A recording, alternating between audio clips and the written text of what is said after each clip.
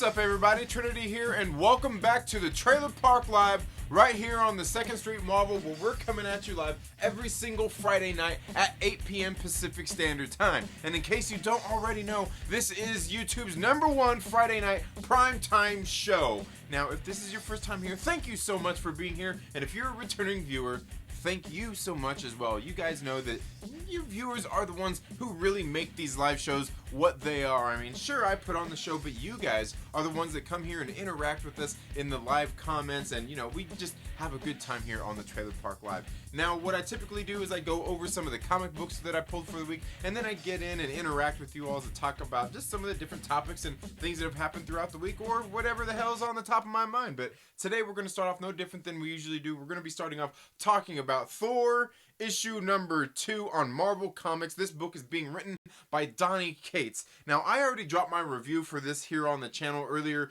this week on, I believe it was like late Tuesday night, early Wednesday, depending on where you live at.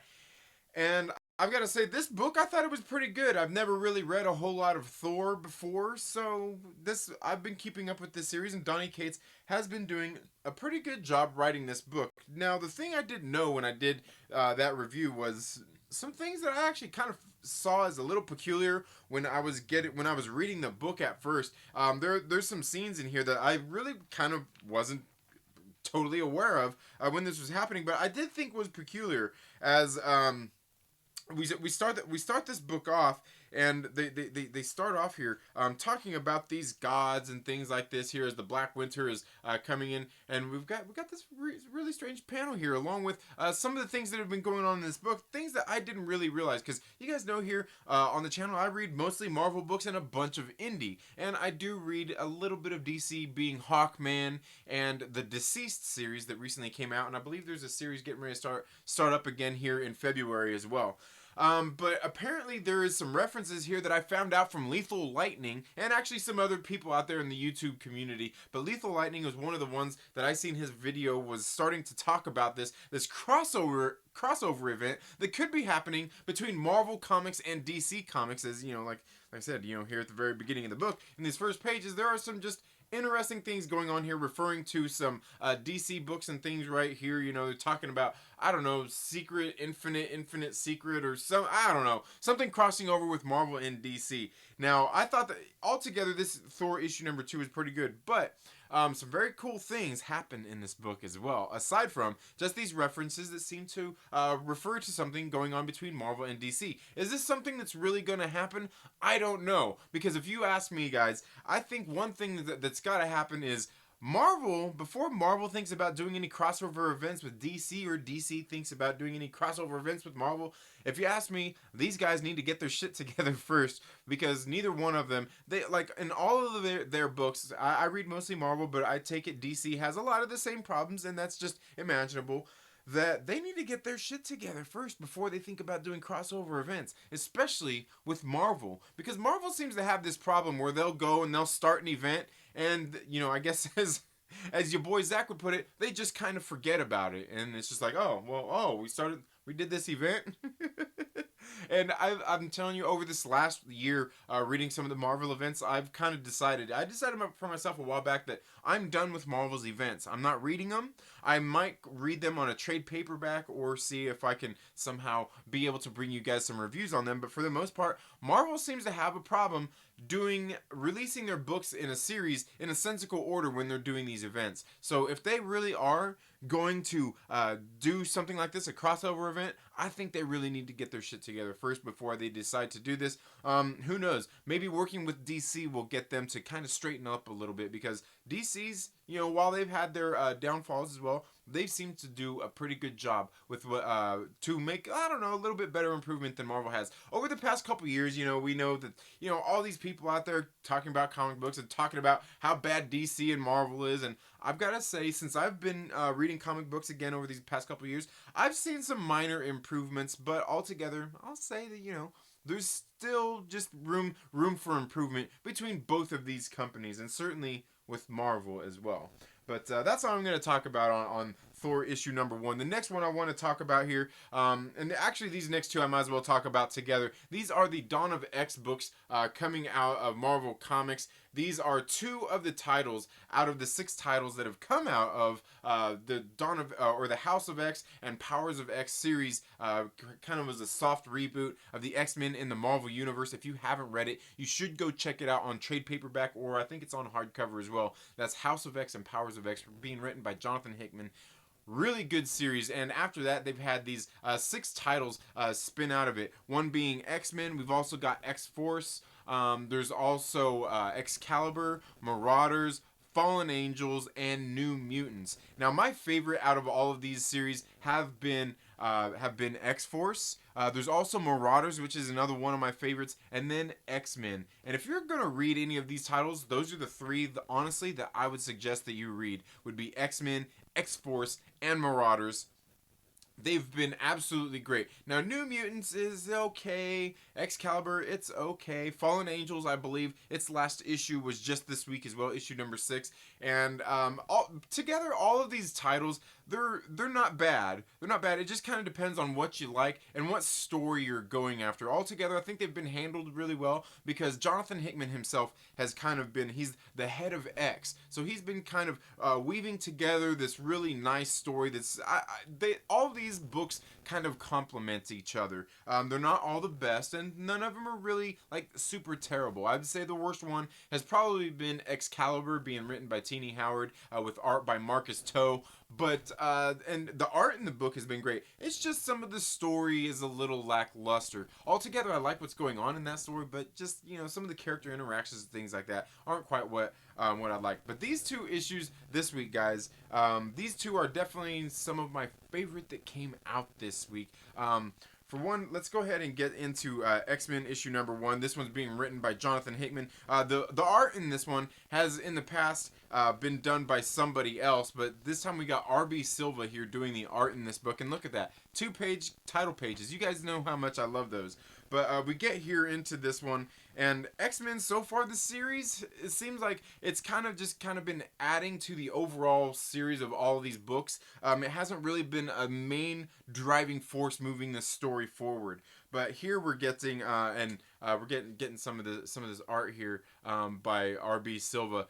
I don't particularly like some of this art. It's not bad, but like when I see Wolverine here, like see how that is? I mean, look at that art right there. It's not bad. It's just I think Wolverine should be more gritty, more, you know what I mean? Just like more looking like how he does in the X-Force series. But again, R.B. Silva does some good art. But here in this story, we're learning about, I've talked a lot about how through all of this stuff, it seems like we're kind of like technology, like AI and just biotechnology and all these things seem to be the enemy of the mutants and the humans. Here we're getting a little bit more of exactly that. In this story, we're kind of learning that the humans are still utilizing this technology to upgrade their bodies and different things like that. While the mutants have their own nation state of Krakoa, they can rebirth mutants. They're using Cerebro, and they've got the 5 who kind of make these cocoons and everything, and they bring mutants back to life. Mutants that have passed and things like that. Well, here they're going on a mission to get inside of this vault that has a lot of secrets regarding like with what the humans are doing and the human and mutant, just all their differences and everything, just everything that's going on here. There's a lot of interesting things happening in this book. And this actually, issue number 5 here of X-Men it was actually pretty good. Like I said, I think there's been like 2, maybe 3 of these issues on X-Men that have kind of really helped added to the story of what's going on in all these Dawn of X titles. And some of them have, like the first couple were kind of just silly stories. Altogether, X-Men issue number 5 was pretty good and very interesting. But the most interesting book of the week was this one right here. I already released my video on this as well. X-Force issue number 6. Take a look at that beautiful cover. That's just a nice looking cover. But this one right here has some different artwork in it, done by Steven Segovia, where before we've had Joshua Cassara doing the art on here along with Benjamin Percy writing. And look at this lovely 2-page title page. You guys know how much I love those. Anyway. But right here, we get a lot of things revealed in this book where we see that it seems like not all is well. You know, it seems like there's kind of maybe some inside things going on here on Krakoa, because we're getting a lot of this narration from Beast, and it seems like he's been kind of up to some not so great things. It seems like there's been a lot of things that have been happening that he's kind of made happen. Conspiracy theory type of stuff. And then we get more in here about Xavier, Professor Xavier, and exactly what he's been up to. This book has been very interesting. This X-Force issue number 6 kind of goes and builds upon a lot of things that I think a lot of us have been talking about out there in the in this X-Men universe since Jonathan Hickman has relaunched it. Things have seemed a little weird on Krakoa. Some of the mutants have seemed a little weird. Some of what's been going on with some of these characters, they just don't seem like themselves. And I think we learn a little bit more about that here. Here we definitely learn that Beast, who seems to be pretty full of himself, while he is a smart guy, he seems pretty full of himself in this issue. And it looks like along the way, while being a little full of himself, thinking he's so smart, it looks like he actually went out and did and made some mistakes here for the mutants with some of somebody that they end up coming across with some of the stuff with their mutant drugs and just everything that they're doing with some other technologies that are going on out there. Before I was thinking it was technology that was a problem. Now it turns out we might have a little bit bigger of a problem going on here, and it seems like Beast helped get to those problems as well. So some very interesting things, guys. We're probably going to talk more about X-Force issue number 6 tomorrow on Saturday during the the Saturday Comic Book Connections with me, Dylan's Comic Book Rants, and Chris from Chaos and Comics. It should be a very good show tomorrow as we dive into some of this stuff.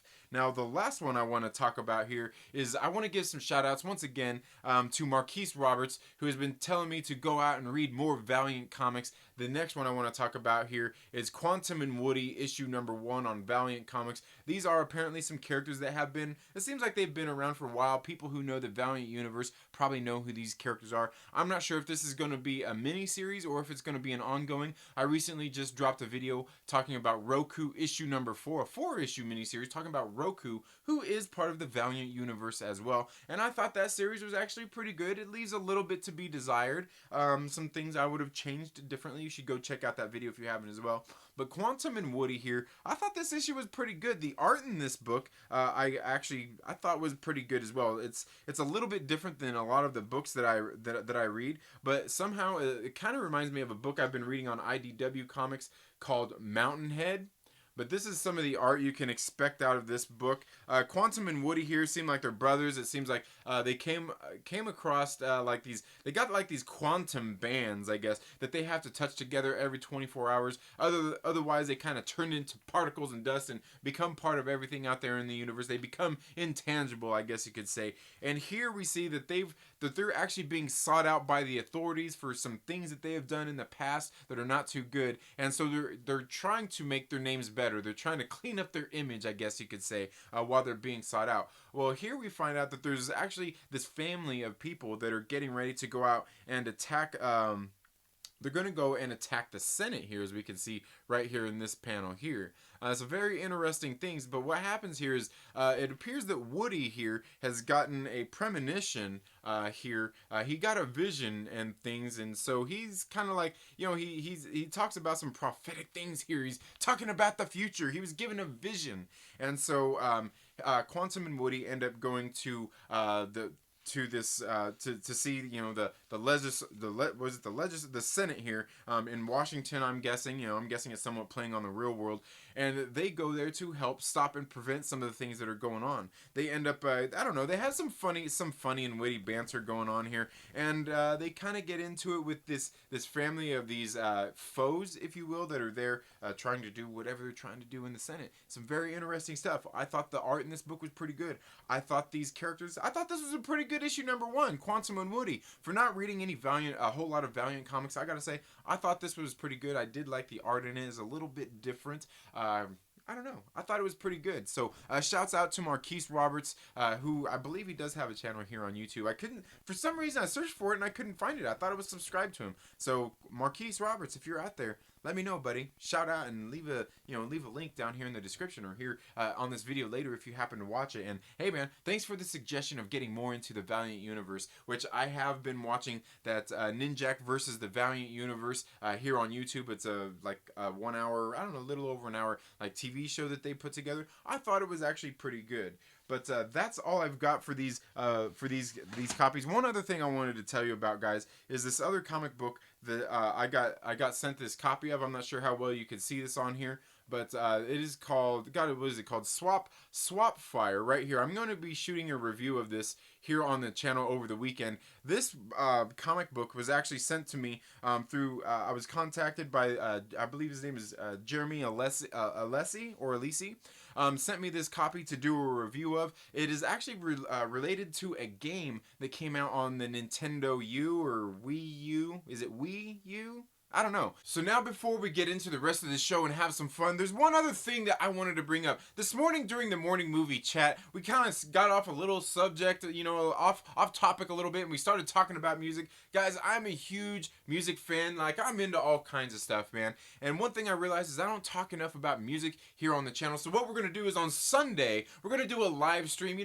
maybe go for about an hour, and we're going to talk about some music. We're going to start doing a Sunday live stream show talking about music, because I realized, it's one of the things I list on my channel here, and we don't talk nearly enough about. And today I'm wanting to talk about SX10. This is a band, came out of, I guess you could say, like the late 90s. This album came out in the year 2000. SX10 is a rock band, but they've got that hip hop feel to it, and mostly because the front man, the lead singer of this group, is Sendog from Cypress Hill, and this album has 12 awesome, fantastic tracks I think you guys should go check out. So if you remember, what was that album that Cypress Hill did back in the late 90s? You know what one I'm talking about. I can't remember what it was called, but where they did like the rap album, and then there was a rock album that came out with it. This really goes right along the same lines of that, where it's got a really good like heavy groove to it, but it's also like very hip hop. It makes you want to bounce, makes you want to bob your head up and down, man. Just some really good stuff. But this CD, like I said, it has 12 tracks on it. But we've got songs here featuring DJ Muggs from Cypress Hill. We've also got Ray from Downset here on the very first track. I'm not sure if you guys listen to Downset. Downset is another one of those groups from the 90s era that was really great, where that kind of mixed rock and hip hop together. Really great stuff. If you've never heard of Downset, you should check them out. They've also got Everlast and Mellow Man Ace. They've also got the Cottonmouth Kings and Saint Dog as well here on a song. And then I believe, God, who is the other one that they have on here? They've also got Mellow Man Ace and Rude Dog as well. This album, like I said, 12 great songs packed into just I don't know, it might be a little under an hour. Very great stuff though, very groovy. I mean, like I said, it makes you just, I don't know, it's just a great album. Like I said, the song on here that kicks off the album with Ray Anthony Opreza from Downset is absolutely great. Then we got a song on here featuring Everlast as well, another great song. And then of course, we get a song in here with the Cottonmouth Kings and Saint Dog, all in one great album. I'm telling you, if you haven't heard SX10, you're letting some of the best things in life pass you by. I love this album. As a matter of fact, I listen to this quite often when I'm out bike riding and things like that. Great album. This is, it seems like I would love to see them do a second albums at some point, but it's been 20 years at this point? Who knows? They actually had one of the songs on here, a version of it on the Mod Squad soundtrack that would have came out back in, what was that, 99, 2000 that it came out? Anyway, guys, SX10 is another great album that I think, maybe I'll drop you of this album here on the channel a little bit later on. Maybe we'll talk more on Sunday. This whole fusion of rock and rap together, really good stuff. You know, something I've always kind of been into because, you know, I was born in the 70s, grew up in the 80s and 90s listening to all that different kinds of music. This definitely has a lot of that feel to it. It really throws me back to, you know, I mean, it's not even new metal, but it kind of has that thing, you know, like that Limp Bizkit thing, like that Downset thing, where, you know, people were taking, it's more hip hop than it is rock. But the rock really is hip hop really well. Something that, you know, I love this kinds of music. You know, some of my first influences with stuff like that were obviously back in the 80s when Run DMC and Aerosmith did Walk This Way together. And then, you know, late, I think that was, God, what was that, like 91 or so, 1990 or 91, when Anthrax teamed up with Public Enemy and they did Bring the Noise. And ever since then, those times, man, it seems like we've got a bunch of great music just where they go through and they mix their different genres. I mean, we've had Biohazard, who has teamed up with Onyx. We've had just all kinds of other great bands out there who've teamed up with these hip hop artists, rock artists, and they've mixed the two styles together. Really great stuff here. SX10 is one that I think you guys should definitely check out. But that's all I have, folks. We're going to get into several different things tonight. It's been quite a busy week out there in the nerd sphere here on YouTube and everything like that. And I guess we're going to go ahead and talk a little bit more about that kinds of stuff. Also, earlier this week, I was over on Fanjexter's channel. We were talking about Kevin Smith movies. So in case you think, you know, you go back and watch the morning movie chats from this week, you know, we had somebody comment this morning like, hey, man, what's with all the Kevin Smith stuff? Well, because here over this past week, I was catching up on some Kevin Smith films, and we talked about that on Fanjexter's channel. We kind of had a little debate, and we've been talking about it here on the channel a whole lot this week. Kevin Smith movies, what they mean to us, which one is the best movie. You should go check out Fanjexter's channel and get into that. We'll talk a little bit more, probably talk a little bit more about that today, and as well as some other things. That's all I have for right now. I'm going to go ahead and hop onto my computer here, and we're going to go ahead and we're going to get the rest of the show underway. If there's anything that you guys want to talk about, make sure that you let me know down in the comments below, and we'll make sure that we get into those. But make sure that if you're not sending a super chat, which you totally don't have to do, you don't have to send a super chat, you don't have to send direct donations, you don't even have to be a Patreon supporter. But if you want me to talk about something, make sure you, when you drop your comment in there, put at Second Street Marvel, tag me in there so I know, so it kind of highlights it, because sometimes here on the Trailer Park Live, man, it gets pretty crazy out there. You guys are really talking it up, having a good time, and you know, like sometimes, you know, I get way behind on the chats and things like that, so I do greatly appreciate that. And if you want to send super chats and stuff like that, hey man, awesome, I do greatly appreciate it. AFK Bard this morning sent in some very generous donations. I do greatly appreciate that. There are also links down in the description where you can send in those direct donations. You can send in super chats, or you can become a Patreon supporter. And probably here over the weekend, I'm going to record a video for my Patreon supporters. I was supposed to do a live stream earlier this week, just got really busy, didn't get a chance to do that. But we're going to make up for it this weekend. Got a lot of content that I want to get done. Actually got some other things that I was talking about today with some videos that I want to get done. Probably going to reach out to a couple of creators and get all of these things taken care of. But if you would like to become a monthly Patreon supporter, I greatly appreciate that. You can start for as little as $1 a month, and it really does help grow the channel and really does help support the channel and all the time and effort that I do put into that. Again, it's nothing required, but you can go there and check out some of the different stuff. We do have, you know, a growing list of Patreon supporters, and all of my live streams are brought to you and sponsored by all of those awesome Patreon supporters. Thank every single one of you guys who are Patreon supporters for all of your hard-earned dollars that you do donate here to the channel. It is greatly appreciated. With all that said, guys, let's go ahead and get into the rest of the show.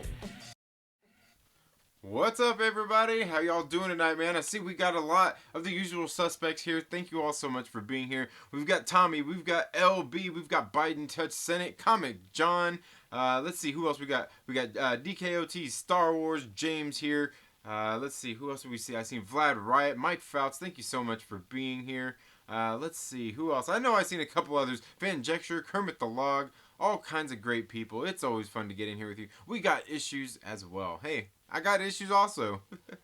So I hope you're all having a very good evening. It's Friday night. You know, I don't really have a whole lot going on tonight. You know, I was sitting here like trying to think of stuff for the show. I'm like, wow, what can we really talk about? And I was like, man, I don't know. It seems like it's been an eventful week and busy and crazy week, but it also at the same time it seems like it's pretty dead with not much going on.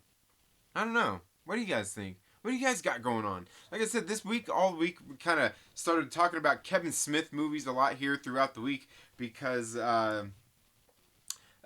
was just over there, like I said a second ago in the video. I was on Fanjexter's channel. We were just talking about Kevin Smith movies, and I'm telling you guys, it was unfair. It was unfair because Clerks 2 should have won it. Clerks 2 should have been Kevin Smith's best movie, but it ended up being Chasing Amy, and that's okay. I'm okay with that as well.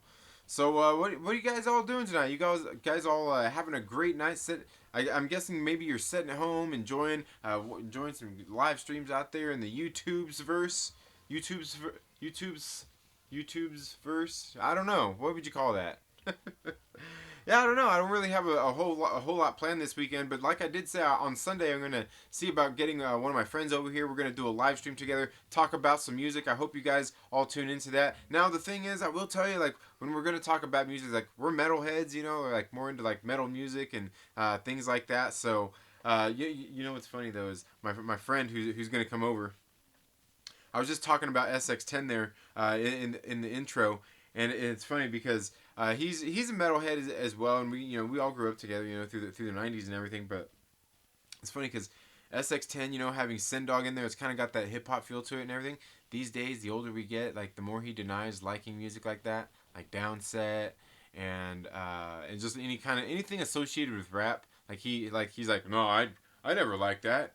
You know what I mean? It's kind of funny. Like he's all like he grew up and came to his senses and stuff. It was funny because one time he told me, he's like, you know what, like I don't know, you're more into the rap stuff than I am. And it was funny because me and one of our other good friends was like, what? Like what the hell are you talking about? Like, dude, you used to have all these damn albums. You like I guarantee you go to his CD collection, he probably still got some shits in his house. I guarantee he does. Rich, if you're out there listening, Cue Ball, I know you still got them CDs sitting around somewhere. I know you got them.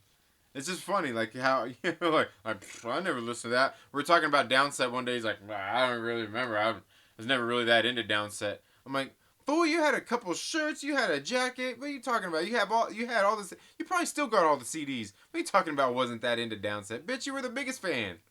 Don't give me none of that. Shit.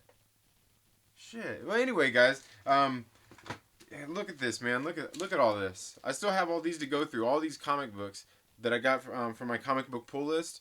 I've still got all these to go through and read this weekend and hopefully do some reviews on. Now, when it comes to the Marvel books, I haven't been doing as many reviews and things like that because I'm like, I'll wait till if there's a number one, I'll review that, and then after that, maybe I'll talk about them in a video somewhere. Maybe I should do that. Maybe like bulk reviews. But some of them, sometimes I might fall an issue or two behind, and then I figure because Marvel, DC, do they really need me advertising for them? Like if it's a good book, I'll let you guys know. You know what I mean? And be doing them every time. Like man, okay, great. I've been dropping all the the Amazing Mary Jane reviews, which man I still didn't do issue number 4, but I've been doing all those. You know what I mean? Because I'm like man, each one that comes out, I'm like hey, it's about time.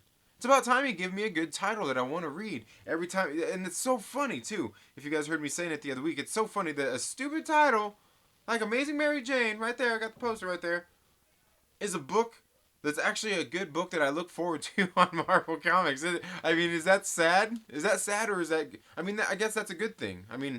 It's a good thing that they're putting out a good book, but it's kind of funny. But yeah, one of the ones I'm actually waiting to get into reading is this one right here, the Peter Porker, the Spectacular Spider-Ham.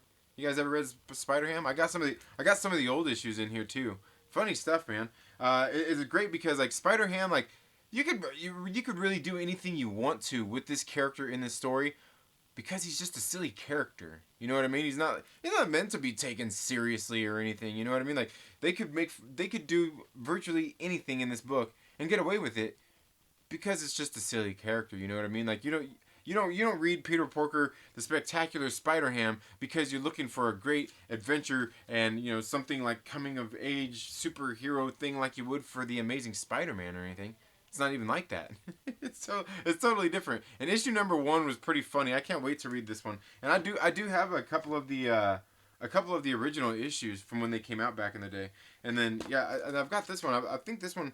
I'm not sure that this was I'm guessing this was a facsimile copy that came out as well. I seen it there at the comic shop. I didn't know what it was. I was like, oh hey, what the hell? And I don't remember seeing it on the list or anything, but I was like, oh, hell yeah. The writer was David Michelini. Penciler was Eric Larson. The inker was Randy Emberlin. Parker and Company did the letters. Yeah, check that out. Facsimile copy of, what is it? I'm guessing that's Amazing Spider-Man 347 right there. I'm guessing that's 347. But I don't know. After I got done shooting my comic book pull list the other day, I seen this at the shop. I was like, what? I'm like, man, like, come on, man. Like, snatching it up. Like, come on, y'all know if you get a Spider-Man title out, you need to be putting that shit in my pull list, man. I need it. And another one I'm waiting to get into is this one right here, Captain Marvel: The End, because Captain Marvel, right? And also because of the other people I've heard do reviews out there on this book. I'm pretty interested in seeing what's going on here. Although this was in my list because Captain Marvel is on my comic book pull list, but I didn't realize when I picked this one up, I just seen it was Captain Marvel. I didn't realize it was just like a one-shot book that didn't really. Nah. I won't say that my comic book shop got me or anything. They're not like that. They're not sitting there like, we're gonna stick it to him and sell him an extra book he didn't want. No, they're not like that. They're cool. They're cool, man. And Jessica Jones, this one right here. Ooh, look. Parental advisory. It's got a parental advisory on there. It's not for kids. It's not for kids. So watch out, people. Watch out. Watch out for your kids. Now another one I've been. Oh man, where are these things at? Another one I've been waiting to get into is this one right here. Right here, this is Ice Cream Man.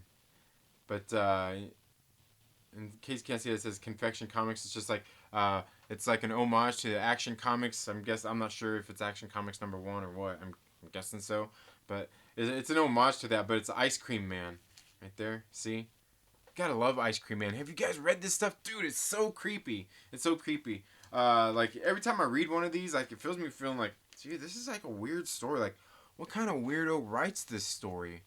And I'll tell you, it's a weirdo like W. Maxwell Prince. But also what really does it too is the art that's in these books too, because the art, like look at the faces of the people in there, you know what I'm saying? Like the art is very distinctive, you can tell it. But that's just like some creepy stuff, man. Like every time I read, like I said, every time I read one of these, it leaves me feeling creeped out. Crazy stuff. But yeah, I've got a lot of books to catch up with this weekend, and I've got a lot of other videos planned that I gotta get done, man. Because like one of them is gonna take me a lot of work to do what I want to do and make it look all nice and everything how it should look, not just like a live video like where I'm sitting here flapping my gums at you guys and all of those kinds of things like that. Like it needs to be a nice one, and like. Because everything that I want to show, because I need to show you guys proof and build evidence and build this case of what I'm talking about in this video. And I'm gonna have to go out there. I'm gonna have to scour the internet and find clips and everything like that. Because I don't know how people do that. You know, like when you watch some of the people do like reviews and stuff, and they pull out like little clips from movies and everything. Like, how do they do that? Where do you get the movies at so you can get? Because they get all nice, clear ones and everything. I'm like, I got the CD, I got the DVDs and stuff, you know what I mean? But like, I can't put that on my computer and edit that and overlay it in my videos, but I need to, you know what I mean? I don't know where you go for all that kinds of stuff, and I've tried screen capturing it in all kinds of different ways. I don't know, man. Kermit the Log sends a $2 super chat. Thank you so much, Kermit the Log. I greatly appreciate that, my brother. Looking forward to the Ribbit and Bigot show coming up tomorrow. Hopefully you guys are not feeling so sick. Hopefully you guys didn't catch that coronavirus, so you guys will be able to do the show tomorrow night. And apparently you guys did a live stream without me the other day. You guys watching some Ash and the Evil Dead without me, bruh? What's up with that, man? Not cool. Not cool at all. I was waiting for the next show too. Let's see. DKOT Star Wars says, my first rap album was 2 Live Crew. Aw, yeah, 2 Live Crew for sure. Let me guess which was the one with oh man, shit. Why am I forgetting man, what was all them? Man, I remember all them 2 Live Crew songs, dude. Crazy stuff. I remember there was another group. I think they were out of Florida too, weren't they? Because it wasn't 2 Live Crew from Florida, but it was this other group called the Dogs, and they made like similar kind of music. It was pretty good. It was pretty funny. And that's what that stuff was. That to me, that music was always, it was kind of funny. Just kind of silly, funny stuff.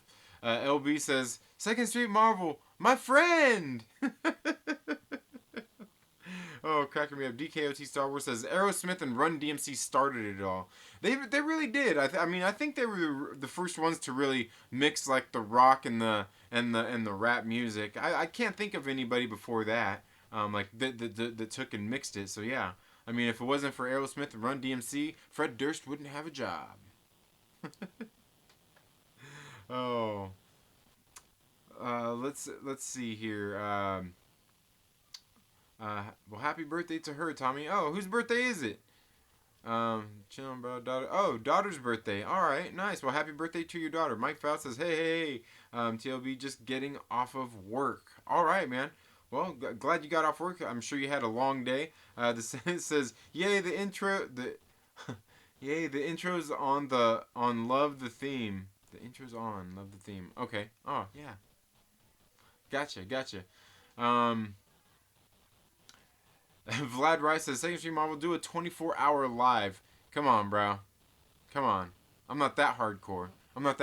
But maybe one of these days. Could you imagine that? Going a whole day doing a whole 24-hour live stream, you know what I mean? And that's what I'm talking about, 24 hours. Would that even be worth it? Would that even be worth watching? How do you keep somebody entertained for 24 hours? You know what I would have to do? I could probably do it, but I'd have to get my drum set up, a commentary on a whole movie. Something like that. Certainly, I guess that's possible. We could probably do something like that. I don't know. We'll think about that. Should we do that for? I don't know. Yeah, that would be hard to do, man. 24 hours. That's. DKOT says the frog is here. Hail the frog. Yes, hail Kermit the Log, man. Let's see what else. Fanjector says, thinking of refilling the whiskey and Coke. Whiskey and Coke? Man, what are you chasing your whiskey with Coke for, man? You just whiskey straight, man. Just drink it straight out the bottle. There's no need for even... You don't even need a glass. You don't need to mix nothing. Just take the bottle of whiskey. Just drink it. Just drink it straight. That's all you got to do. No need to, I'm telling you, put hair on your chest. You want to see my chest? Yeah. All right. Dogma is greater than chasing Amy, says the lonely banter. Well, where were you on Tuesday? Where were you on Tuesday night, LB, to vote for that? Where were you at? Because that's not true. But Dogma is a good movie, and I can't say that it's like worse than Chasing. Like it's a good movie. It's just like for what Chasing Amy does. I mean, I think it's the better film. I do. Let's see. DKOT Star Wars says, hanging with you, then going to watch Ben and Kermit do the Clone Wars party. Oh, nice. Right on. Southern Comic Geek says, what X-Men titles are you picking up, and which ones have you dropped? Well, here's the thing, Southern Comic Geek, is my local comic book shop is super fucking cool. So they allow me, like, the ones that I'm not pulling, the ones that aren't on my pull list, they'll still let me borrow so I can read them to do reviews on here for the channel for you guys. Because that's how supportive they are. I'm telling you, my local comic book shop is friggin' awesome, dude. I love them. I love them to death. That's why a lot of the times, like I've got the Bases Cards and Comics shirt. I wear it in some of the videos. I wear it when I'm out doing my local business. That I own a business here in town that I go out and I see a lot of local businesses and things like that. I'm in a lot of places, and I wear that shirt when I go out places. You know what I'm saying? Because yeah, they're just awesome. But the ones that are on my pull list though are X-Men. And I may need to check with them again. But is X-Men, X-Force, and Marauders. Now, Fallen Angels would have been on there, but I stopped. I only, like, each one of the series, I bought the first issue on all of them. And then after that, I figured, okay, then from there, I'll do some reviews on it. Like I said, because the comic book shop is cool. They'll let me borrow some to do some reviews on. And I figured then, if there's ones I do or don't like, I'll get them on trade paperback later. Which the other ones I'll probably get on trade paperback anyway. But yeah, I think my favorites have been, probably in order, have been X-Force, Marauders, X-Men. I'm not sure where the rest of them would fall. I suppose after that would probably be Fallen Angels, Excalibur, and then New Mutants. Yeah, I think so. And the reason why is because like the New Mutants characters, for the most part, they just like, man, I don't know, man. I don't like the way the characters talk and the way they interact or anything. And it's just like I'm just like, people don't act like this. You know who acts like this? Assholes. Assholes act like this. Um, but yeah, that's the ones that's the ones that I'm picking up. That's the ones I'm picking up. And then all the other ones coming out. You know, I know there's some new Dawn of X titles getting ready to come out. We'll probably check those out and see how those do as well. If not, I'll be doing some reviews on them for sure. I'm not sure which ones I'll buy though. Vlad Wright says I'm not drunk. Hey, that's a nice hat. What? What hat? What the hell? I must have missed something there. First, okay. Now I think I'm getting close to caught up. DKOT Star Wars says, "Hell yeah, Vlad! I still break out the Cypress Hill from time to time. Hell yeah, love Cypress Hill. I love Cypress Hill. They're good." Maverick Pilgrim, thank you so much for being here. I hope you're having a good evening. The Senate says, "A good book, yay!" I like some of those Mary Jane alternate covers. Yeah. Some of the Mary Jane alternate covers are really nice. I think I've been getting the main ones, except for like that one I got the poster of, issue number 1. I got that one. I bought I think there was an Art Germ variant that I got on that one. Is that Homer Simpson's Spider Pig? No, no. It's Peter Porker, the Spectacular Spider Ham. LB says at Second Street Marvel, just wait until Peter Porker transitions into a turkey bacon. Are you trying to tokenize Spider Ham? Don't be trying to race swap Spider Ham, man. Spider Pig. I better not even sing that. I'll probably get a content claim. I always think of the Simpsons movie when I think of Spider Ham. Yeah, me too. I do too. Captain Kermit the Log says Captain Marvel is so goddamn sexy. Captain Marvel, like Brie Larson Captain Marvel. Is that the one you like there? Brie Larson Captain Marvel, or do you like the comic book Captain Marvel? Tommy says Ripple wasn't too kind about that one. Oh yeah, the Captain Marvel. No, he wasn't. Uh, Maverick Pilgrim says that Second Street. I totally started a pull list at my local comic book shop yesterday. Thanks for getting me back into comics. Well, you're welcome, man. I'm glad. Hopefully, you got some good titles. Let me know down in the comments. Let me know what titles did you put on your comic book pull list. Are you getting like superhero titles? Are you going for indie comic books? Like I mean, you've been following me long enough. You know, I've been getting more and more into the indie comic books, and I'm telling you, I think the indie comic books, I think they're just that little bit better because you know, like you got the writers, they have to actually write a new world and introduce new characters, so they have to work a little bit harder. Or I guess if they were a good writer, it's probably not like hard work at all. But they have to do what they have to do in those books to get you invested into those characters instead of being a character that's been around forever. Like even like Spider Ham. Spider Ham has been around since the '80s. You know what I mean? So I mean, essentially that person kind of has an easy job too in the fact that they get to write a character that's been around for years as well. Fanjection says, how old is that box of Pop-Tarts there? That box of Pop-Tarts there is from 2000 and, what was it, 2001? 2002, when the movie came out at the theater. Look.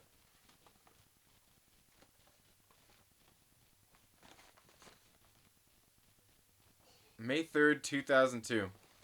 And let's see, is there a date stamped on here? I don't think they did dates back in those days. Back in the Stone Ages, they didn't put dates on things. Oh, wait, right here. March 4th, 03. You know what's funny, though, is I'm willing to bet you we could take these Pop-Tarts right here. We could probably take these Pop-Tarts right here. We could probably open this thing up and we could probably pull one out and eat it. And it's probably still just as good as the day that they made it. So many preservatives and kind of like trash in these things, I guarantee you, they probably taste just as good as the day that they were bought at the store. But yeah, I got, I don't know, I don't even know how that happened. Got a hold of those, I bought those, and I just never opened them or anything. Plus, because like when I used to eat that kind of shit, when I used to eat Pop-Tarts, my favorite ones still are like the regular frosted cinnamon ones. That's my favorite ones. I'm a simple man. But yeah, it's pretty in a couple years. in a couple years, it's going to be, wow.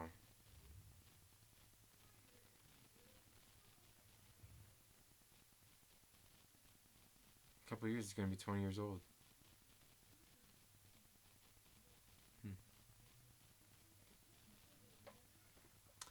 Not for kids. I better leave now.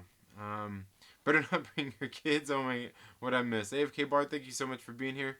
Kermit the Lark says, I want to read that now. I love weird. I wish I could draw. I can draw. I'm okay. I'm a decent drawer. I can draw okay. I can draw okay. I was showing some of my drawings here just the other week. Let's see where else we got.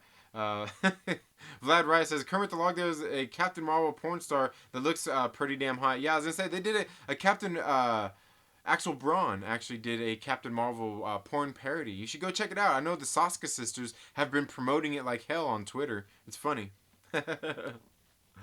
Yeah, maybe one of these days I'll check it out. See how it compares to the MCU Captain Marvel. You know, for it'll be for a review. It's a professional thing. It's not for any other reason. God, guys. Kermit the Log says, "Come on next week." Okay, I can do that. You know what's funny is if I would have had any time, I would have actually asked you and Jolly to come on tonight. Is what I was going to do because I had a guest that I had thought I had lined up and was going to bring on the show tonight, but I haven't heard from that person in a while. I'm not sure what happened. I'm not sure what happened to that guest. Where they're at, where they've been, what they've been up to. So it was going to be a very controversial one. It's going to get me a lot of dislikes and stuff. But I don't know. I haven't heard from him. And there for a while I was getting emails. I was getting inboxes on Twitter, on Instagram. Now all of a sudden it's like silence. It was a whole new day. I wasn't even scared anyway. You guys know what that was from? Ooh, I'm probably going to get another content claim, man. I better be careful. Vlad Rice says, I got pocket virus. Pocket virus? What's that? What? I remember Two Live Crew getting banned. Yeah, I remember. Yep. I remember that. And they even did that song, remember? Banned. Pop that. Yeah. Pop. And you know what's funny is that actually reminds me of the movie Boomerang. Remember Boomerang? When Marcus's father was on there? It was, was John Witherspoon? Like, Marcus, I heard some lady at the office got you pussy whip. You can't get pussy whip. You gotta reverse it. Good stuff. DKOTS Star Wars says, Georgie Porgy Pudding Pie. Yeah, yeah. Old school stuff, man. Corona Sharona. I used to work for a rap label, says Fanjexter. Really? Huh. Which rap label? Did you used to work for Puffy? You used to work for Puffy? The Sky is Falling. The Sky is Falling. That reminds me of a, isn't that a Queen of the Stone Age song? I think it is. Wait, Fred Durst has a job? Hell yeah, he's still making music, man. I love Fred Durst. Well, yeah, I love him. But I love Limp Bizkit too. Seriously, they're one of my favorite bands. Yeah, they're one of my favorite bands. I actually got a Limp Bizkit tattoo that I did on myself. I wonder why they call it coronavirus. I bet there's nothing coronaceous about it. Probably not. Mike Fouts is at my friend's, and my friend's name is Cookie. Did I miss something here, or are those song titles? Tommy says, didn't Anthrax do their rap song about the same time as Aerosmith and Run DMC? No, because I think Anthrax and Public Enemies probably would have been about 91-ish, and I'm pretty sure that Aerosmith and Run DMC did that back in the 80s. I'm pretty sure. I could be wrong there, but I'm pretty sure it was that. Let's see. AFK Bard says, okay. Oh, Maverick Pilgrim says, a job? Is Fred Durst just their roadie? AFK Bard says, keeping it real. I do my best, man. I do my best. Let's see. Where else are we at? The Senate says, EFAP did a 24-hour stream. They kept it up all the time. You can do it. I believe in you. I probably could. Yova Rod. Is it Yova Rods? Is it Rods or Roads?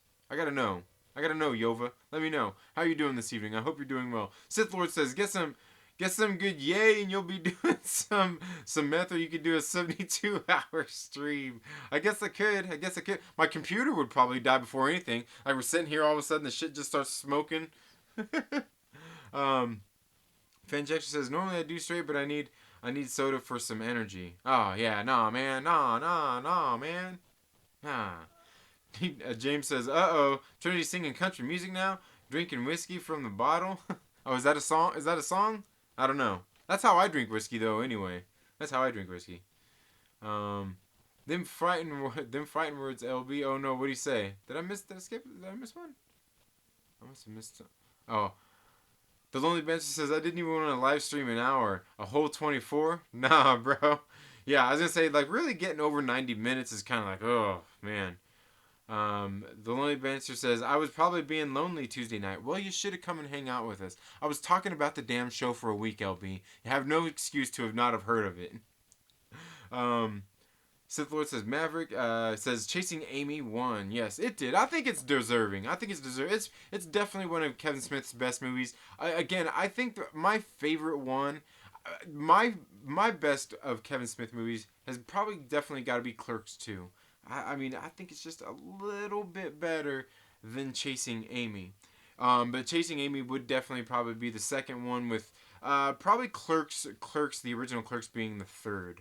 Probably that one being the third. And then after that, it really becomes a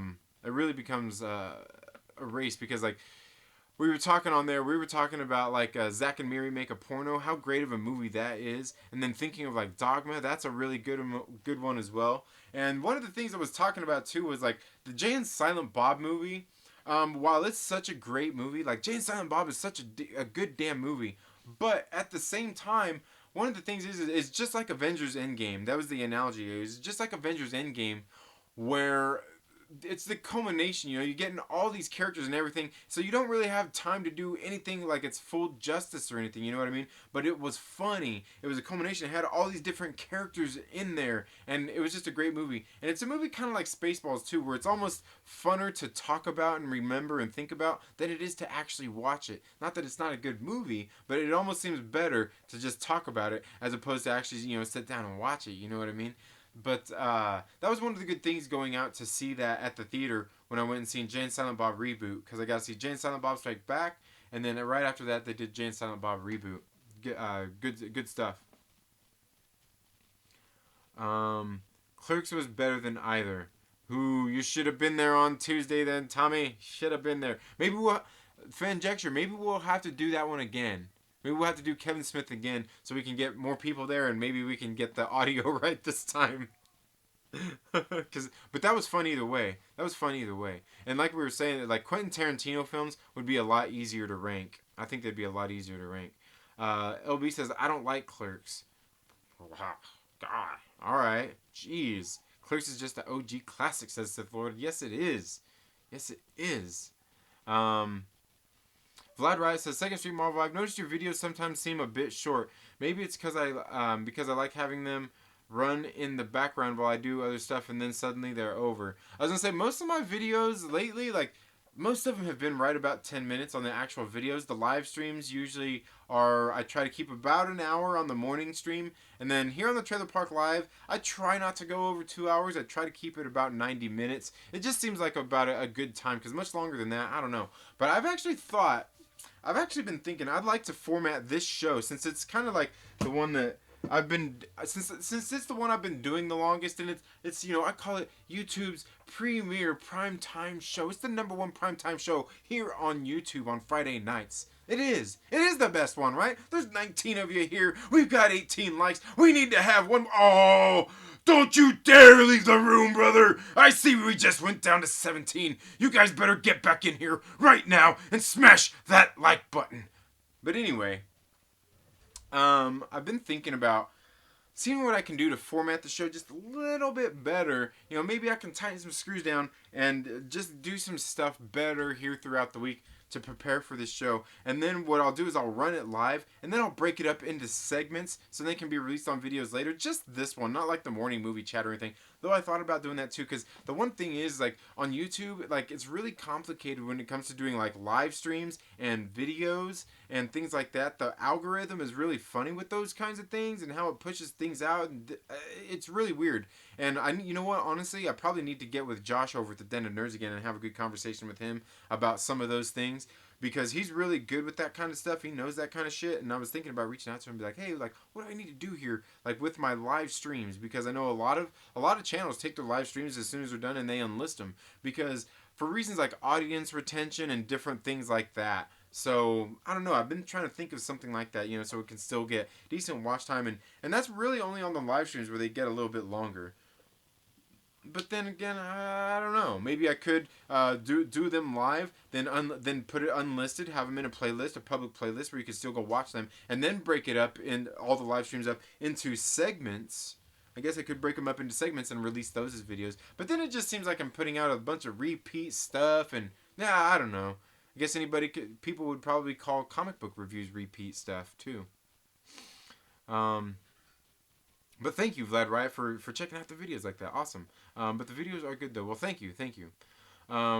Let's see, where else are we at? Southern Comic Geek says, those three are the best. I wouldn't have picked up the latest one of Fallen Angels, but it was the last issue. Yeah, agreed. Again, like, Fallen Angels, I think, was really good. Like, I like the whole premise of the story. Like, issue number 6 seemed like it rushed by too fast. Like, it was like, okay, like, a beginning, it ended. Like, there was, like, the action and everything. Like, it was just like, it just happened too fast. It just happened and it ended too fast, too abruptly. I was kind of like, what? Like, it just happened all too fast. But the problem with the Fallen Angels was, one, the art was so inconsistent in Fallen Angels. Like, it was, like, good in one panel or one page. It was really good. And then you turn to the next page, you're like, what happened? What happened? Frank D'Armata's coloring can only save you so much here. But yeah, that was my biggest issue with that. Other than that, I mean, I like the whole cyberpunk feel of it. I loved those conversations that Psylocke was having with Sinister as well. Those conversations, just every time, like, because you could tell he was getting real pleasure out of them, and they kind of made her skin crawl. You know what I mean? But he loved it, and I think that's something I loved about it, because I was like, you're just sick, Sinister. You're just sick, man. You're a sick son of a bitch. I love it.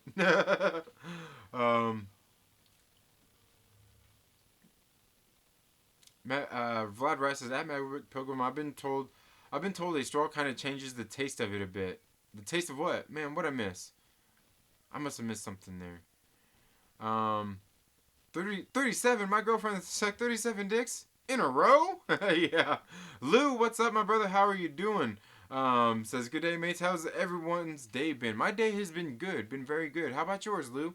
I'm guessing where you're at, it's probably the opposite time of what it is here, because it's 9 o'clock in the evening there. What is it? They're like 7 o'clock where you're at in the morning? 6 o'clock? I don't know. Is it morning time where you're at, or is it evening? I think it is, or maybe it's afternoon. Vlad Rice says, not Second Street Marvel. You didn't miss anything. That was just a bad joke for me. Oh, okay. All right. It happens. DKOT Star Wars says, Clerks expanded my vocabulary. Yes. Oh man, it jumped on me again. Tommy says, Second Street Marvel, Anthrax did I'm the Man sometime in the 80s. You know what? You're right. And I guess what I was thinking of was an actual crossover where they took like a rap group and a rock group and mixed them. But you're right. Yeah, they did do I Am the Man back in the 80s. And what's funny actually is I believe the Beastie Boys actually helped produce that as well. I don't think they were actually in the song, but I believe they helped produce that. But yeah, you're right. You're absolutely right. And I've actually got that CD single. In my collection. But yeah, you're right. I mean, they did do that. But did they do that? That's a good question. Did they do that before Run DMC? Did Aerosmith did their thing? Because when was that? I have to think about when that was. That's interesting. Very good stuff. I'll have to check that out. Called Duck Down Records. Okay. All right. Nice. This week's guest couldn't have been worse than last week's, could it? Bro was trash. Actually, LB. Actually, LB, you would have probably thought if I would have actually been heard from the guest that was supposed to be here this week, you would have been. This is I could actually hear. I could probably actually hear the face palm from Florida. I guarantee you I could. You'd be like, I guarantee you, if this week's guest would have, if I would have had contact with him, I guarantee you would be like, nah, bruh, I can't believe you did this. I can't believe you did this. And then the guest I wanted to bring on next week, I honestly don't know that. I doubt I'll be hearing from him anytime soon. AFK Bard donated $2 to Super Chat, says, what's your guilty pleasure comic? No judging. My guilty pleasure comic. My guilty pleasure comic. I can't say that I really have one. I mean, because like when I think of like a guilty pleasure comic, it's like one that I shouldn't I'm reading that I shouldn't be reading and I shouldn't like and things like that. Man, I can't really man that I can think of. I can't really think of one. But if there was one, it would definitely probably have to be one of the indies I've been reading. But I can't think of what of those so far would be considered a guilty pleasure. I mean, I could probably think of some that I don't really see many people reading, but none that are really a guilty pleasure. Trying to see here.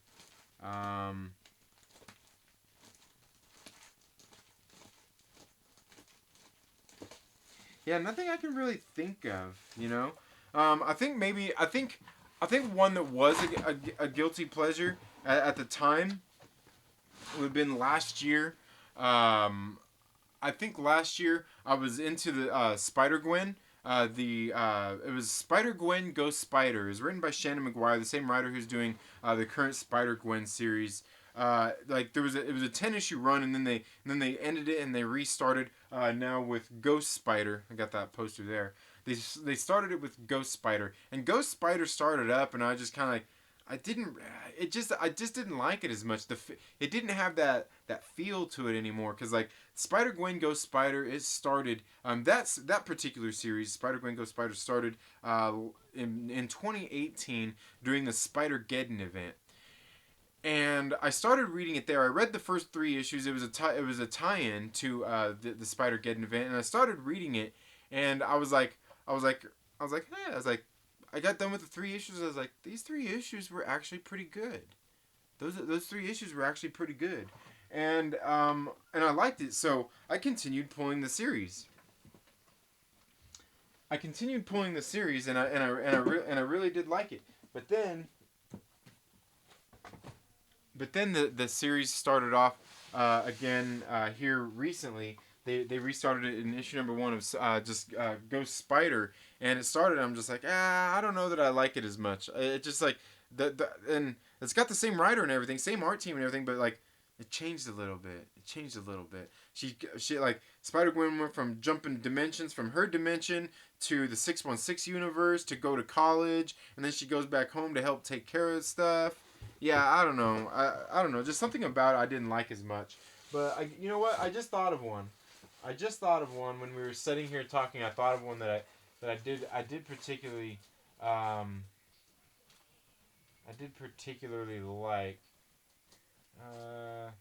Let's see if I can find it here.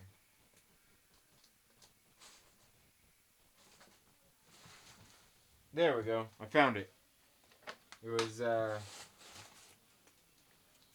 these right here. These ones were actually pretty good as well. More tokenized Spider-Man, but these right here, the Spider Girls, and that's what Spider Gwen made me think about this, because these were tie-ins to the they were tie-ins to the Spider Geddon events as well, and I really did like those because they were really well written.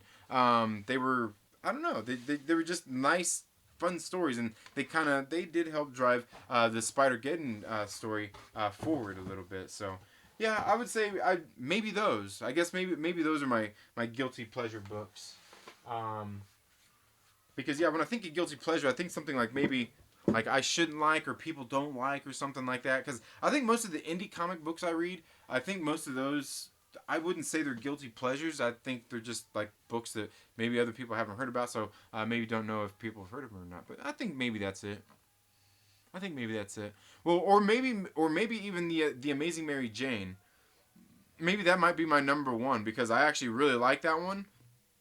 It seems like one I shouldn't like. It seems like it's just a silly character, a silly, like, no good, trashy character, shouldn't like, side character that all of a sudden has her own book. But I really do like that one too. I think maybe that should be my number one, man. Is maybe The Amazing Mary Jane, because it's it's a surprisingly good book. Um, let's see. Sith Lord says Anthrax. Yes, you know what? And I actually even got an Anthrax tattoo on me right there. The Thraxogram. You can see it's got the Anthrax A in it, right there. Yeah. Got that right there. I got that right there along with the scar from when I broke my collarbone a couple years ago. Nice, right? Boot camp click. Yep, Queens of the Stone Age song. Okay, yep, I knew it. See, I know my Queens of the Stone Age. Tommy says Anthrax. Dude, I'm the man. Sometimes in the... Oh, okay, I think I must have already hit that one. Dylan's comic book rants. What's up, Dylan? Are you ready for tomorrow, man? Ooh, man, we got a lot to talk about with that X-Force book this week, bro. Woo! Some stuff being there. Fanjextra says Helter Skelter was the best. Helter Skelter, like, you mean like from Motley Crue, like Helter Skelter, or like, am I missing something? I may be missing something. Oh man. Oh, the batteries in my mouse is dying. Clerks 1 was Dogma Dogma a Kevin Smith movie? It was. And what's funny too is the DVD menus and everything on it are hilarious. Really hilarious. DKOT Star Wars says, would Liz Banks make that movie now as woke as she is? I probably so. I would say maybe so. I think that's more like, I don't know. And I can't really. The thing she said in the news is one thing, and yeah, the way she said it, just like it was like what, like what. Again, I never seen any of those, so I haven't read any of those interviews or actually seen those interviews to know context. Because I know sometimes context does help a little bit. It does help a little bit. But I think she would still make it because I mean, hell, she did a lot of those kind of movies like when she first started anyway. I'd probably put it at the top for me. Okay, never liked Jersey Girl, says Sith Lord. Jersey Girl, I think Jersey Girl is it's not a good film. It's not like a great film, but it's okay. It's okay. It's not bad. I mean, I've definitely seen worse films. I couldn't stand the Bratzy thing he did with his daughter. The Bratzy thing. I'm trying to think. Walrus was a weird one. Walrus. I don't know if I've seen Walrus. Are you thinking of Tusk though? Are you thinking of Tusk, Lou? At the Lonely Banter, I still jam out to I ain't having that in my rotation. I still jam out to I ain't having that. Oh, I still jam out to I ain't having that in my rotation. Okay, I'm trying to think of what's that from. DKOT Star Wars says you can see J-Lo's booty from my back window. That's funny. We can do Tarantino night with you for sure. Yeah, Tarantino night would be good. That'd be another good one. But those like we were saying though, that those are almost a lot easier to judge though. You know what I mean? Yeah, maybe that's it. We want more Second Street. All right. Let's see. Oh man, jumped on me again, man. It jumped on me again. Let's see. Okay. We got back to AFK Bard's thing here. Okay? Yeah, we got back to AFK Bard's super chat there. And again, thank you so much for that, AFK Bard. I do greatly appreciate that. It worked real well because Ice-T was a Slayer fan as well. Oh, are we talking? Oh, Ice-T and Slayer. Yeah, was that on the Judgment Night soundtrack? I believe. Oh yeah, Sith Lord says Biohazard and Onyx. Yeah, and I think I was talking about. Did I mention those in the video? Did I mention those in the video or maybe earlier today? But yeah, Biohazard and Onyx did that. Did their stuff as well, and they've done several collaborations. Maverick Pilgrim says, "Sorry, the internet cut out for a minute. You see my pull list? No, I didn't. I didn't. Did you make one? Do you have a channel, Maverick? Do you have a channel and I don't know it? I did not see that. I'm gonna have to go check that out." Angelus Draven says, "I just finished reading Cyberfrog earlier today. It was pretty good looking. Looking forward. Looking forward to more. Nice, awesome, man. I've thought about wanting to back one of those just to see how it is. But I think at one of these points I was thinking about looking into your boy Zach. What's his, Richard C. Meyer? I was thinking about looking into one of his and giving his a look see because, like, for one, his videos are just funny. I like your boy Zach. He cracks me up when he talks about comic books and the art on them and kind of breaks things down. I think he really knows what he's talking about. But is he an artist or a writer? That's what I don't know. Is he just an artist or a writer, or is he both? I mean, does he do both? Like I said, I haven't really gotten into that, but I thought about that too. But I really want to look into something because I want to look into somebody that's delivering a good book on time and all that stuff. That's doing a good job, doing some quality work. That's why, like, I heard about White Lily from Pest and Polter at Pocket Jacks Comics. Yeah, I know. He's very controversial for a lot of people out there. And no, I still got to go back and watch Mad Max's stream with Preston Polter from the other day, and but he does some out there things, man. But the thing is he's the only one I've backed because I seen his book on Young Ripper 5'9". He was on there one day. I was like, hey, I'll check it out. So I went ahead and bought it and bought the next. I think I backed the next couple of issues, and they're not expensive. I think you can back them and have it shipped to your house for like $10 or something like that, with shipping and everything included. But then I ran into him at LA Comic Con and I went ahead and bought a couple of the books that I didn't have. I already got a copy of Guinevere and the Divinity Factory issue number 2 that should be getting ready to hopefully be coming out here pretty soon as well. But yeah, I've thought about looking into your boy Zach's book as well. I've thought about that. What is it, Iron Sights? Isn't that one of them he does? Iron Sights, and what was the other one?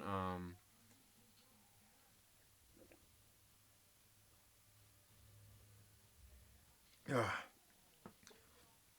I can't remember the name of the other one. But yeah, I want to check. I want to check out more. But for the most part, like for me, like I want to see the ones like if it like I want to see it in the comic shop. You know what I'm saying? Like just like. But that's something else. Like I've thought about like maybe one of these days maybe I just need to stop chickening out, stop being a bitch, and do it. I've actually thought about wanting to reach out to like Ethan Van Sciver, even though like fuck that dude don't fucking know me from Adam. He didn't give a fuck about me. You know what I'm saying? But I've thought about reaching out to him to see if he wanted to come on the show to talk about Comics Gate, and things like that. Because one of the things I've been thinking about was like like there's a couple of recent comic book publishers out there that have been putting out books.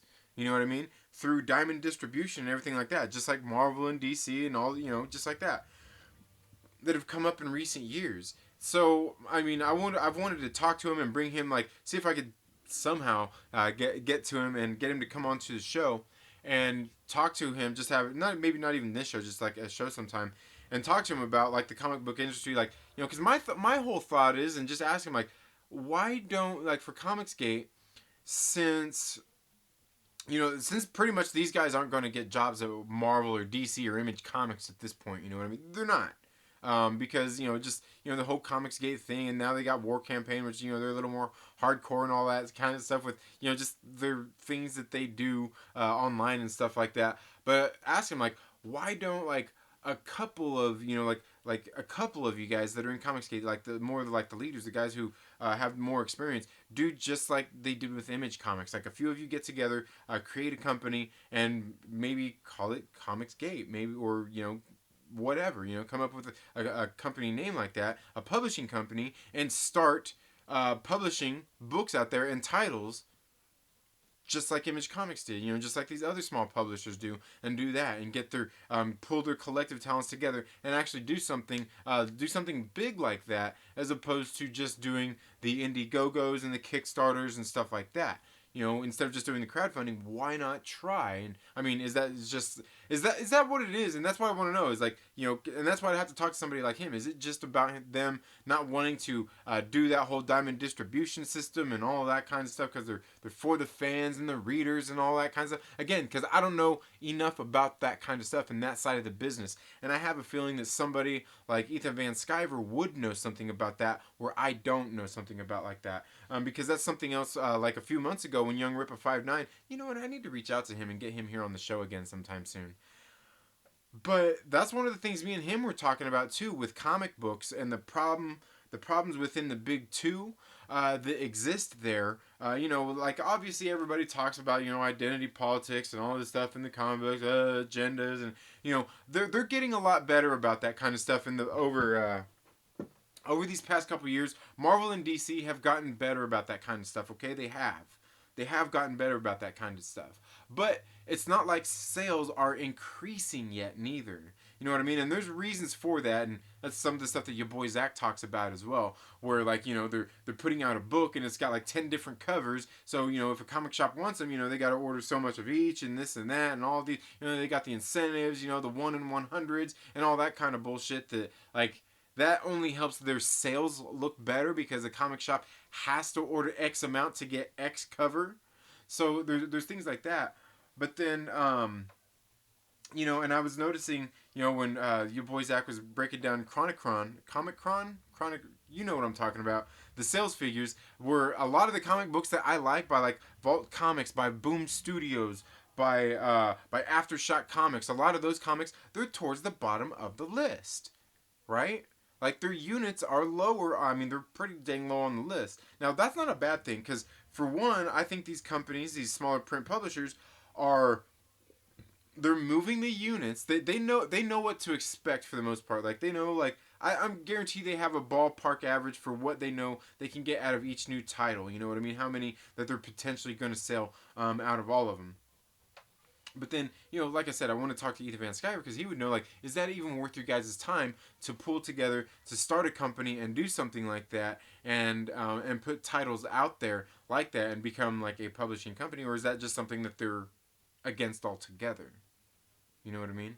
That's one thing I don't know, because I would think that it would be smarter and better for them in the end to maybe do that themselves, start a company and do stuff like that. But again, it takes a lot of money. It takes more legalities and all of those kinds of things as well. Then you got to meet with writers. You got to meet with the artists. And you got to meet with all these, you got to get all these different things put together to be able to put out good books, because they might find good stories, but then as the publishing company, they're like, okay, like, we like your story, can we find a different artist? Or good story, you got good art, you got a good story, but we need to change some things about the story, and just different things like that.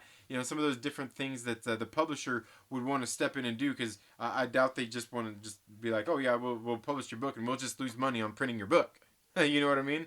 So, and just things like that, yeah. Man, it seems like I went on about that a little bit too long, didn't I? Listen to the lyrics in Ricochet. He says, sometimes I pump hip hop in hip hop, the other time Slayer. Oh, okay. Oh, yeah. Ricochet, yeah, yeah. Yeah. Good stuff, man. Good 90s music. Angelus Draven says, I know, right, Atlu? Waiting for Lone Star 1 and Lone Star and 2 and Monster Hunt. Nice. Maverick Pilgrim says, is the new Thor any good? I do think it's pretty good. I do like it. There's some things in this issue number 2 that people are saying is like alluding to a crossover event between Marvel and DC. So I don't know enough about it, but that's what everybody's out there talking about right now with it. Angelus Draven says, I got the three pack line variants of Cyberfrog. Wish I had the money. I would have gotten the second chance versions of the chromium covers. Nice. AFK Bar says, Trinity, you're such a softie. Oh man, what was it for? What am I a softie for? What'd I do this time?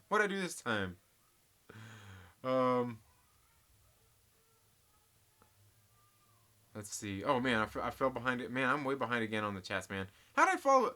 Man, how'd I fall this far behind again, guys? Okay.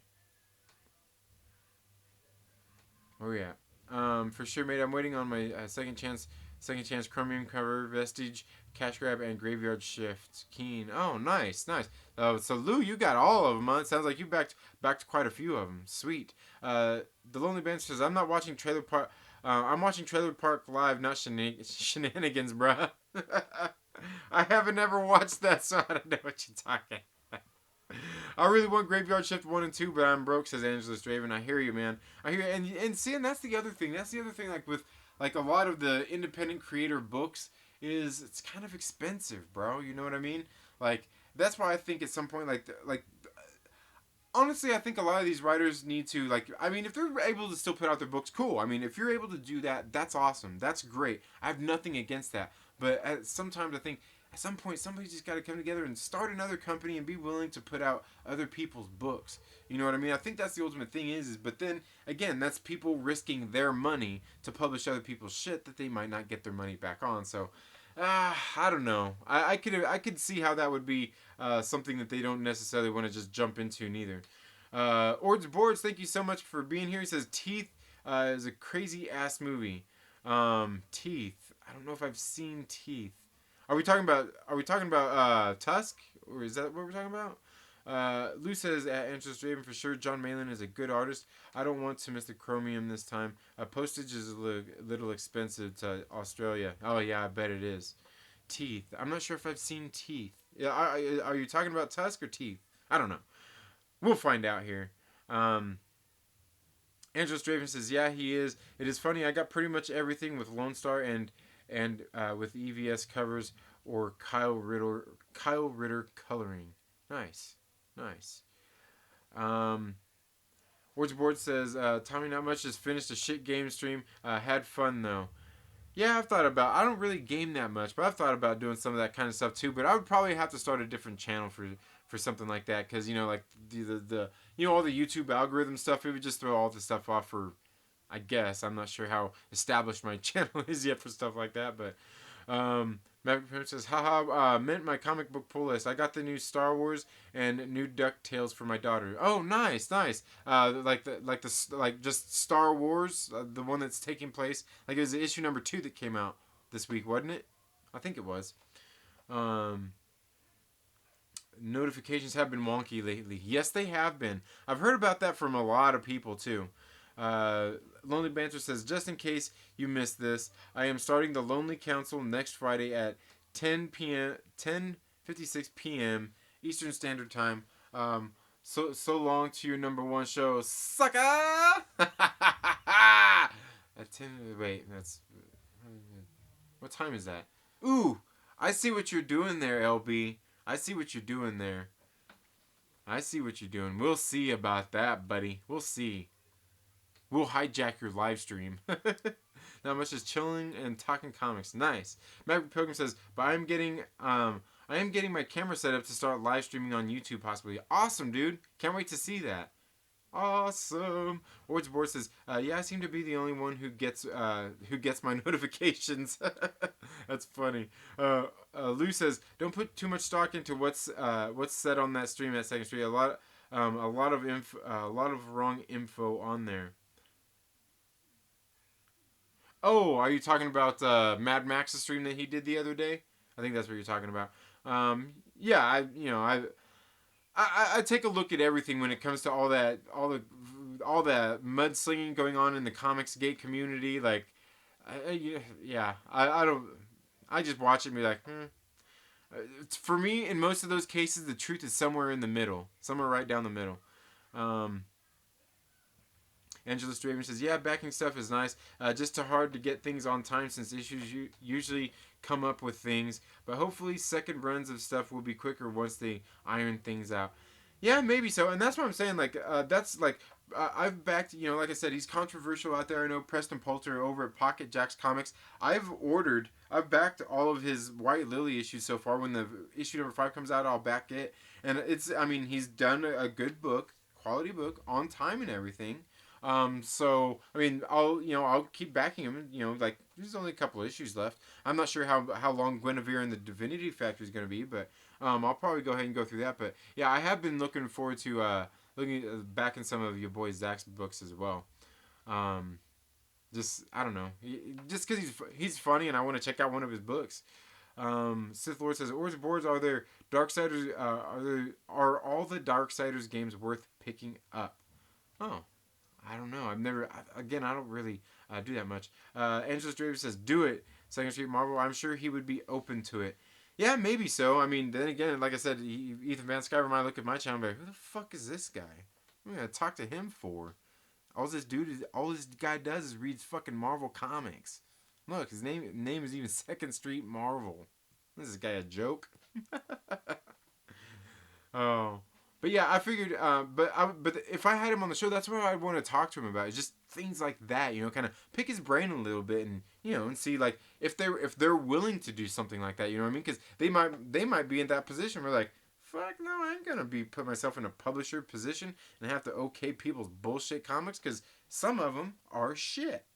You know. Because, I mean, yeah, I'm sure there's plenty out there that are. You know what I mean? Maverick Pilgrim says, at DKOT Star Wars, I heard you also need turntables, 2 turntables in addition. Oh, man, so what? What did I miss there? I must have missed something. All you need is a mic. Oh, yeah, and okay, I gotcha. A mic and 2 turntables. Sith Lord says, I love them. Darksiders, one of my favorite game franchises. Nice. I think some point there could possibly be early for that.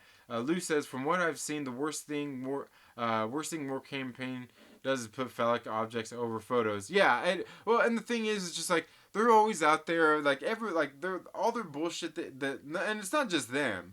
It's not just them. I mean, they do it to other people. I mean, because other people are doing it. I mean, because of other people, I guess. And it's just all that shit that goes on online. I'm like, yeah, I don't even I don't even pay it any attention. That's why I'm just like, yeah, that's Angus's job. I'll let Angus sift through all of that, and then I'll ask Black Angus for reviews. War Campaign seems like good blokes too. Yeah, again, I haven't really paid much attention to him either. Lonely Band says, ask Abu Nas about EVS. Oh no, what happened? what happened with Abu Nas and EVS? Did I miss something? Did EVS not come on a show? Did he ignore him? You can't ignore the president. What? Sith Lord says, I've been on the fence about him, but always liked Mad's art from back in the day. I'll have to go check him out. Okay, all right.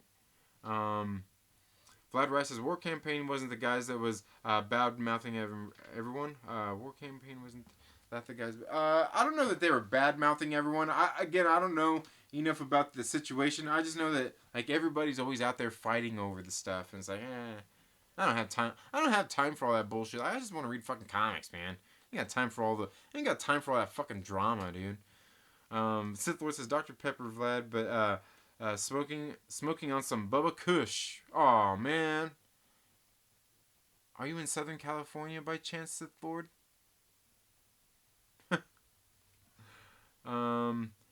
Let's see. Angelus Draven says, that's because from what... And Angelus Draven, I just realized you changed your avatar.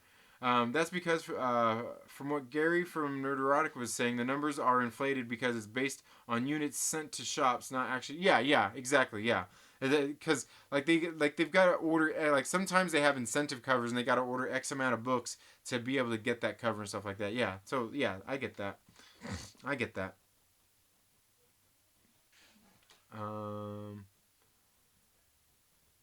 Let's see.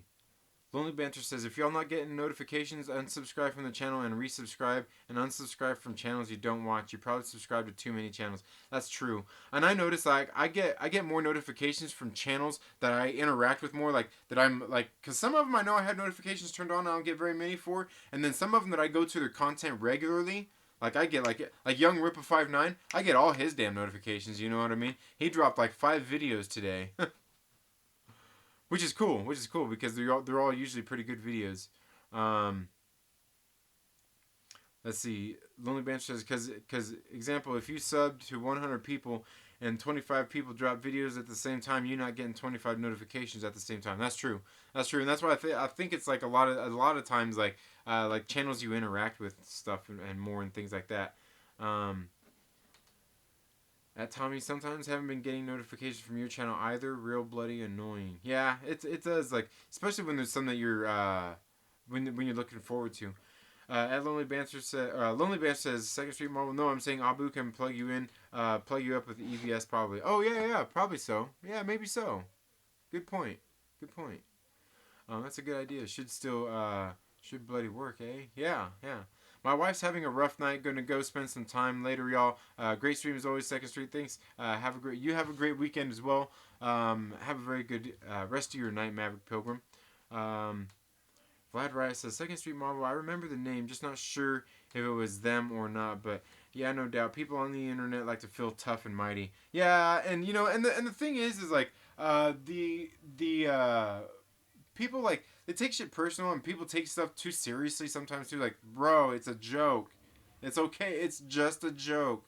Calm down. It's a joke. People, I don't know. People are ridiculous. DKOT Star Wars says F Diamond Distributors, back issues only. I mean, I hear people complain about Diamond distribution, but you know what? My local comic book shop says he's never had a problem. I mean, outside of just like stuff like they got shorted like this title or whatever or things like that. But my local comic book shop said he's never really had any issues with Diamond. He's like, well, for one, they're the only distributor. He's like, no, they're actually really good, and he's been doing it for years, and said everything's been all fine with him. Because I know another guy that I follow here on YouTube that he works at a comic book shop. He talks about Diamond distribution all the time, and he says F Diamond distributors and all this and that, and he's always pissed off about Diamond distribution too, and so just some of the different things I've heard out there. I've talked to my local comic book shop owner about, and he's like, we've never had any of those problems. Everything's fine. He's like, I mean, of course, like I said, usually, like sometimes, not usually, but sometimes it'll be, shorted this title or shorted that title or just some of those little things like that. But he said, other than that, he said it's always been really smooth going for him and never really had any problems. So, yeah, I don't know.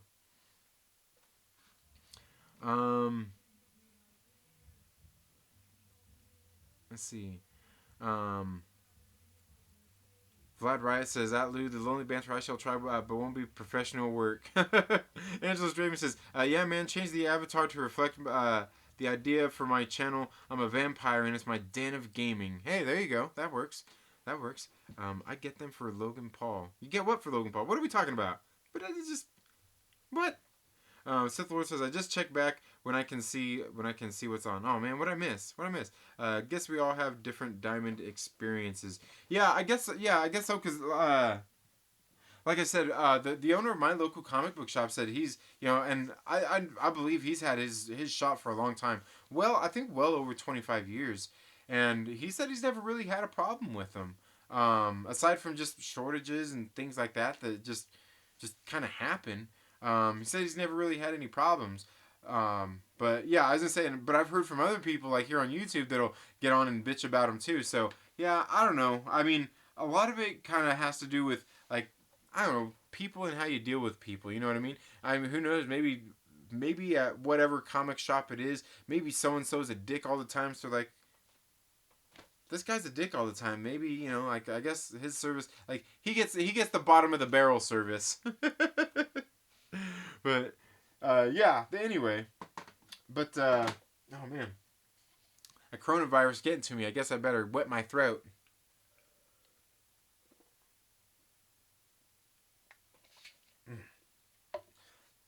But anyway, guys, I'm gonna go ahead and end the show here in just a few minutes, just a little bit early, because I gotta get, like I said, I got a lot of comic books I need to get read. I'm gonna wake up in the morning and get out for a nice, good bike ride. Probably gonna hit like probably about either a 2-hour bike ride or a 3-hour. Probably try to do the 3-hour tomorrow in the morning since it's Saturday. But anyway, guys, yeah, so look forward to Sunday. Like I said, on Sunday, well, first of all, tomorrow, it should be at 2 p.m. Pacific Standard Time. Maybe we'll see if we get it started a little sooner or not. But at 2 p.m. Pacific Standard Time, I'm going to be sitting down with Chris from Chaos and Comics and Dylan from Dylan's Comic Book Rants. And we're going to get together and we're going to nerd out and talk some comics tomorrow. And maybe you guys can help me think of a name for it, because just so far I just called it Saturday Comic Connections. But I was wondering if maybe something like I don't know. I was thinking of a different name to call the comic books live stream. I can't think of anything. Um, Comics Mayhem? I don't know. I was thinking about some other different time, but that will be tomorrow at 2 p.m. Pacific Standard Time. And then, like I said, on Sunday, make sure that you're subscribed to the channel and have the notifications turned on, because we will do a live stream sometime on Sunday to sit around and we'll talk about some music. Maybe I'll pull up a couple of albums to talk about. I'll get my friend to pull up a couple albums to talk about, and then we'll get it all here in the live chats and talk about some music on Sunday. Maybe we'll just start making Sundays Sunday Music Day or something like that. It'll be fun because, like I said, a lot of us were talking this morning during the morning movie chat. Like, we got off the rails from talking about movies to talking about music. So anyway, it sounds like it should be fun. Sounds like it should be fun. But ooh, isn't oh yeah, that Super Bowl thing is this Sunday, isn't it? Is that this Sunday? I don't know. I don't watch football anymore, so I wouldn't know. But anyway, guys, that's all I have for the Trailer Park Live tonight. Guys, make sure that, like I said, make sure you're subscribed and all that stuff, because tomorrow we're going to talk about some comic books. Sunday, we're going to talk about some music. We're going to have a good time. It's going to be a great time. I'm going to have a really busy weekend getting some content made here to bring to you guys here on the channel. But you all have a very good rest of your night, and we'll see you all in the next video. Later.